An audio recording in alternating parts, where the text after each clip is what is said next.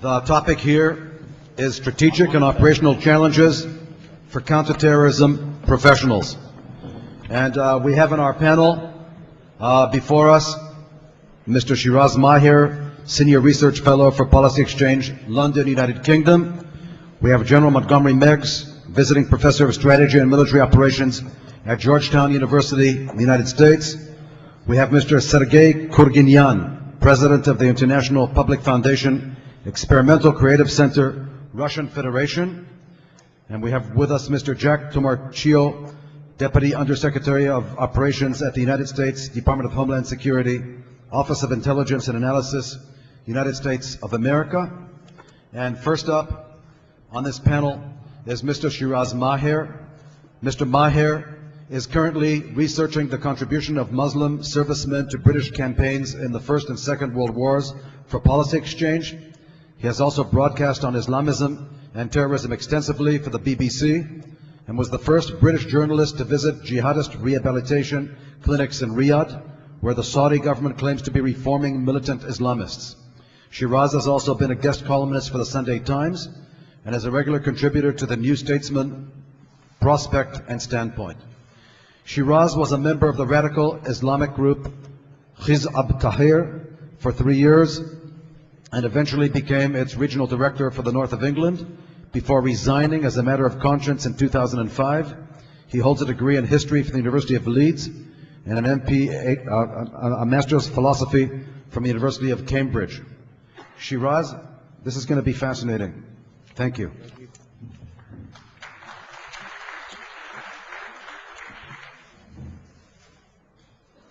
Thank you very much for the introduction. I wanted to talk a little bit about what's happening in Britain and the use of soft power, with particular reference to the British government's strategy for combating terrorism. The British government has devised a strategy known as Contest, which rests on 4 Ps in the counter-terrorism field. Those are pursue, prepare, protect, and prevent. The first 3 are what we might define more conventionally as the hard power end of it, the policing end, the prosecution end, and the intelligence end. But it's the final part that I want to focus on, which is prevent, which for me arguably is one of the most important parts and the most neglected parts of counter-terrorism work.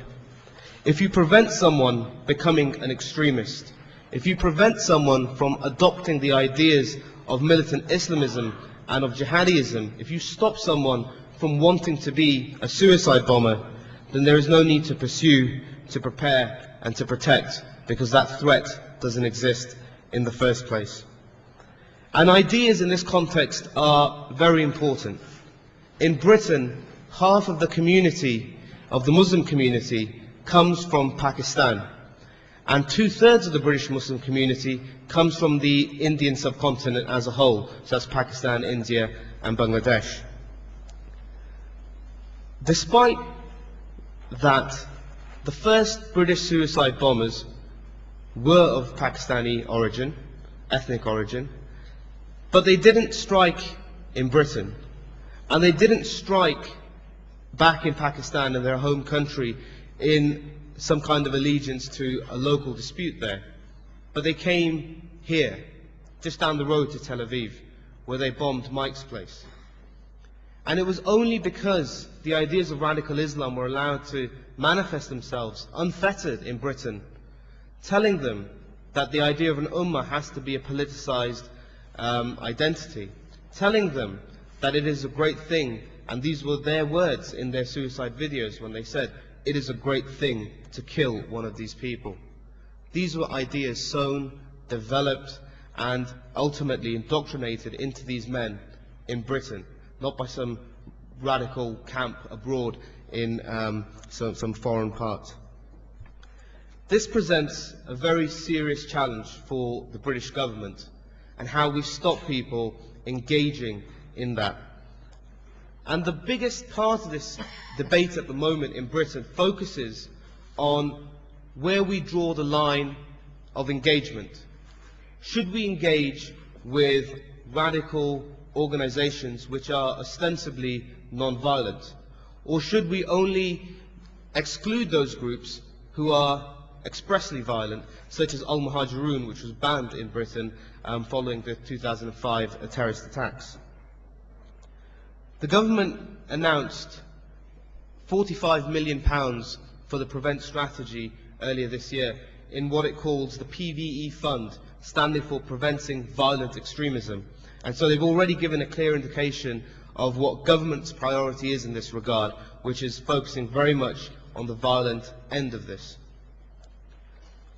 At Policy Exchange, we are arguing that you cannot exclude the ideological infrastructure that sits behind terrorism, and you cannot exclude the role of political Islamists who are ostensibly non-violent in creating the moral imperatives and ideological justification in which terrorism exists and operates. And I want to give some examples of where this fits in. In Britain, the Muslim Brotherhood, for example, through Kamal Habawi and Azam Tamimi, were instrumental in, once the removal of Abu Hamza took place from the Finsbury Park Mosque. Many of you will be familiar with Abu Hamza as a hook-handed preacher who was preaching in North London and through whose mosque many terrorists passed.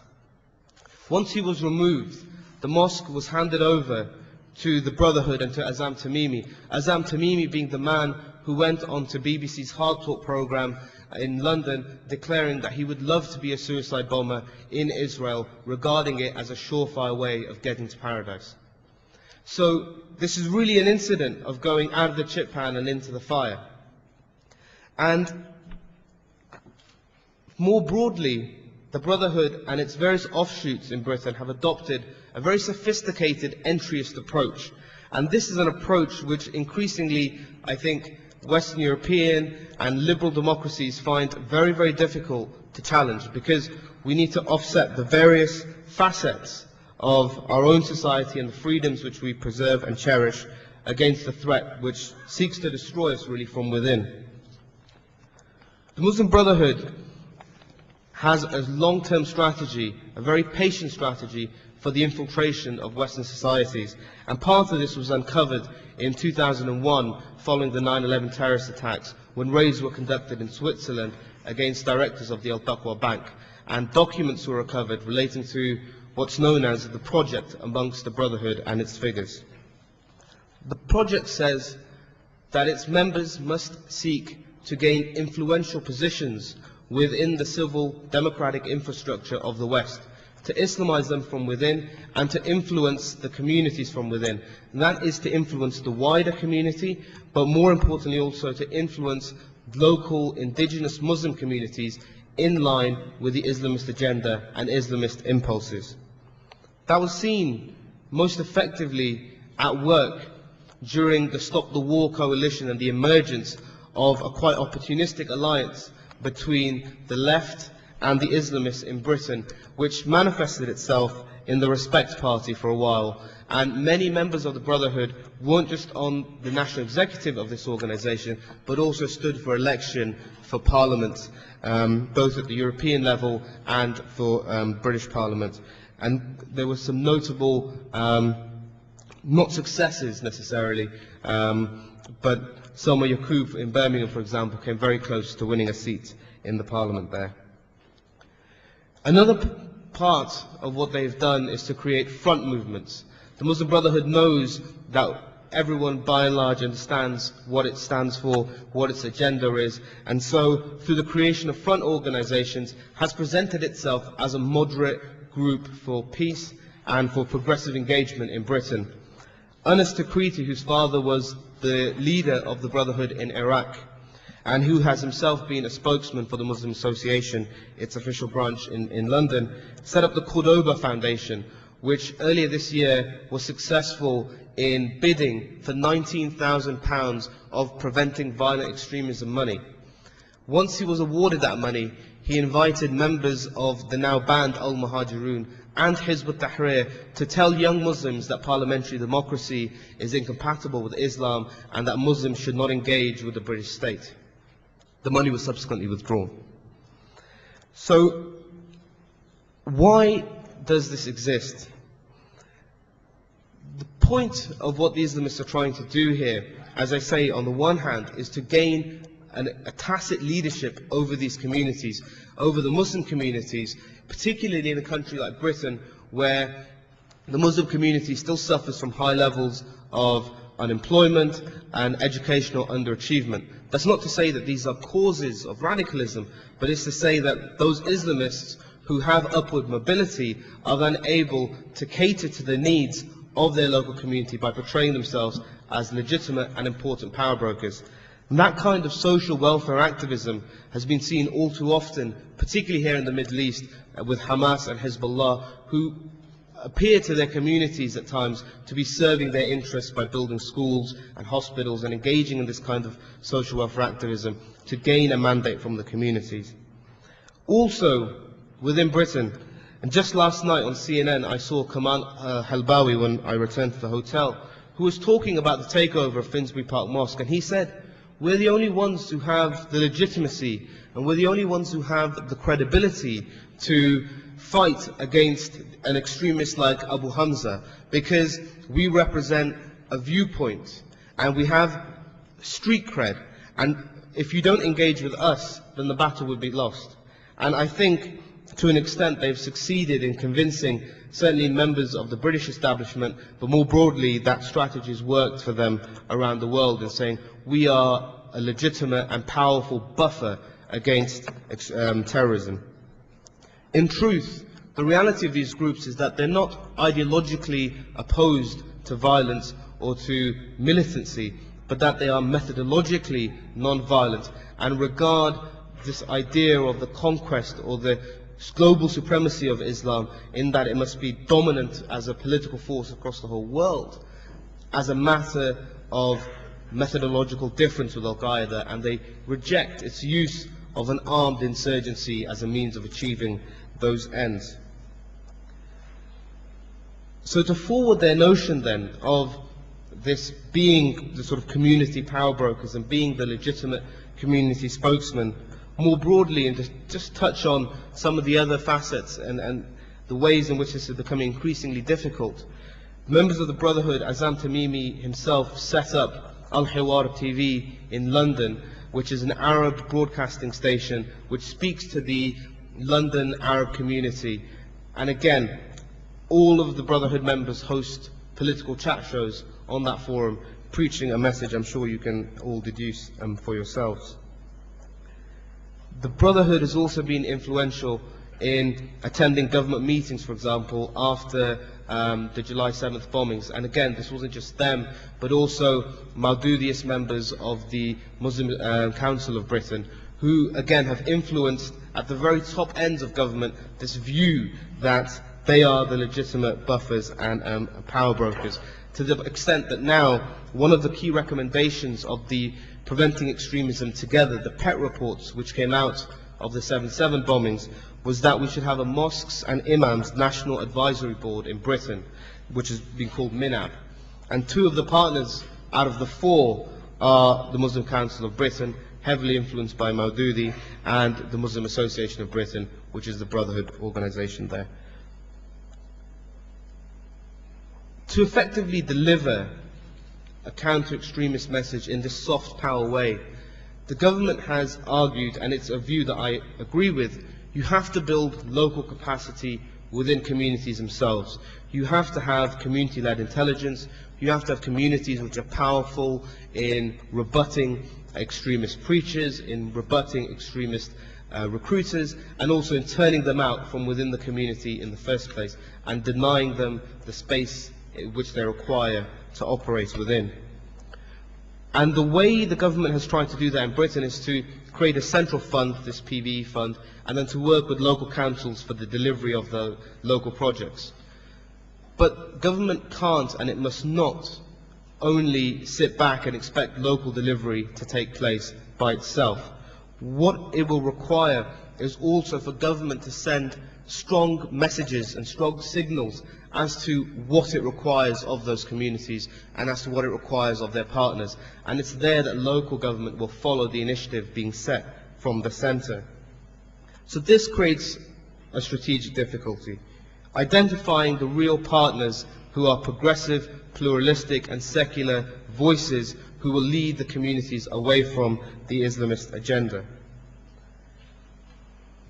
The other point and difficulty for the government when identifying those partners is that by engaging with Islamist groups, by giving them credence, hosting them at round tables, by giving them a platform to be advisors on boards, committees and so on, is that the government sends a message to the very communities it wants to ultimately reject extremism, that it regards these people and their views as legitimate, as viable and as worthy of engagement.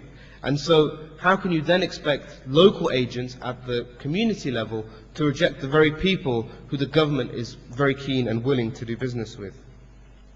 The other point is, of course, that such engagement lends credence to those organizations.